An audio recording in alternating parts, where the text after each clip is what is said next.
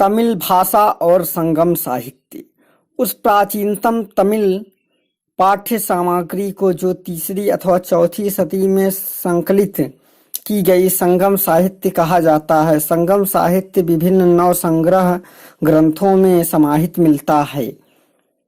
नैटिडे, कुरदौंगे, एंगनुरु, पादिट्रापत्तु और पारिपंडल, कलितैपे, अहनूर तथा पुरानूर तथा पुत्तपाटु।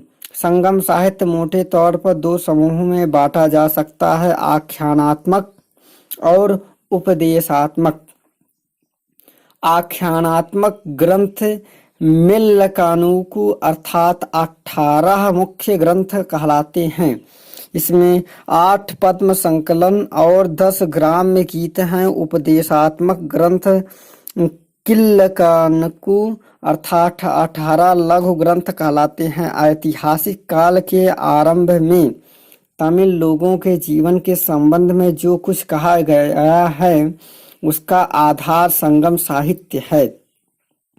दोनों तरह के संगम ग्रंथों में समाज के विकास की कई अवस्थाएं दिखाई देती है। संगम साहित्य की भाषा तमिल है। संगम ग्रंथों के अतिरिक्त अन्य तमिल ग्रंथ तोल्कापियम यानी व्याकरण और अलंकार शास्त्रों का ग्रंथ है। तिरुक्कुरल, इसमें दार्शनिक विचार और सूक्तियां तथा 2 प्रसिद्ध महाकाव्य सिलप्पाधिकारम, मणिमेखलय है। संगम साहित्य का अंतिम संकलन 600 ईस्वी के आसपास हुआ।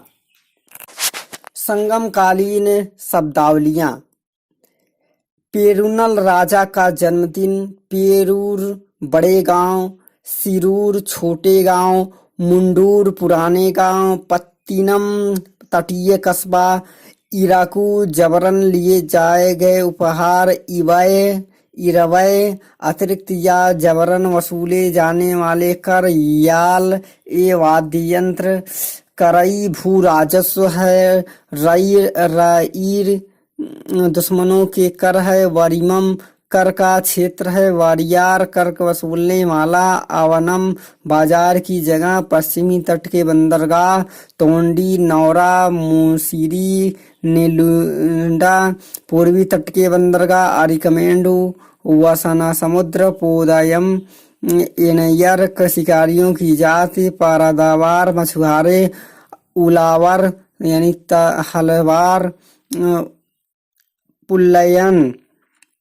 यानी रस्से बनाने वाली जाति, कार्डेसियस निम्न जाति के लोग जो कृषि कार्य करते थे, कुदीस यानी जनजातियां 4 थी, तुदियन, परयन, पनान और कंदप तथा कलपू प्रेम विवाह, करपू जो था उस समय माता पिता द्वारा तय विवाह, अवई राजधानी का न्यायालय था, मनरम ग्रामीण न्यायालय था, वीराकल संप्रदाय लड़ते लड़ते मरने वाले वीरों के सम्मान में वीर प्रस्तर खड़ा किया जाता था।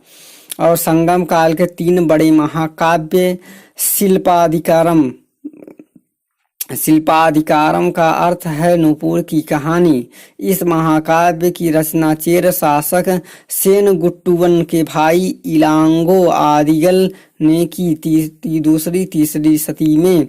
इस महाकाव्य का विषय नायक कोवलन तथा नायिका कांडांगी का प्रेम प्रसंग है। यह महाकाव्य 3 कांडों यानी भागों में पुहार कांडम, मदुरै कांडम, वाजिकांडम में विभाजित है। इसमें चोल, पांड्य तथा चेर राज्यों का वर्णन है। इसमें लेखक ने तमिल क्षेत्र का सामाजिक आर्थिक राज परिचय भी किया है। मणिमेखलय दूसरा महाकाव्य मणिमेखलय है। मदुरा के एक बौद्ध व्यापारी शीतलय मंतरनर ने इस महाकाव्य की रचना की। शिल्पाधिकारम की कहानी जहाँ समाप्त होती है वहीं से इसकी कहानी आरंभ होती है। इस महाकाव्य की नायिका मणिमेखला जो शिल्पाधिकारम के नायक कोवलम की दूसरी पत्नी माधवी नामक वेश्या की पुत्री थी के सहमति कार्यों का उल्लेख है। कपालिक शैव धर्म का उल्लेख जीवक चिंतामणि महाकवि जैन मुनि तिरुलतकादेवर द्वारा यह महाकाव्य लिखा गया। 13 खंडों में विभक्त इस ग्रंथ के कुल 3145 पद हैं। इस काव्य का नायक राजकुमार जीवक 8 विवाह कर समस्त सुखों का भोग करता है तथा बाद में संन्यास ग्रहण कर लेता है। इसके लेखक ने जैन मतानुसार गृहस्थ जीवन के स्वरूप को स्पष्ट किया है। इस महाकाव्य में श्रृंगार रस की अधिकता है। इसमें 8 प्रकार के विवाहों का वर्णन है अतः इसे मणनूल या विवाह ग्रंथ भी कहा जाता है। उपयुक्त महाकाव्यों के अतिरिक्त 2 अन्य महाकाव्य वलयपति तथा कुंडलकेश भी हैं। इसके बारे में विशेष जानकारी नहीं है। अब हम देखते हैं संगम तमिलों का प्राचीनतम उपलब्ध ग्रंथ है तोल्कापियम और हमें पता है कि उदयन जेरल चेर नरेश था, निंडुन जेलयन पांडे नरेश था, एलरा यानी चोल नरेश था। तमिल काव्य में आगम वर्ग की कविताएं जो है प्रेमी संबंधी है। दक्षिण भारतीय राज्यों तथा रोम के मध्य व्यापारिक संपर्क में सबसे ठोस प्रमाण किसमें प्राप्त होता है? आर्किमेंडु तथा अलंगुलम से।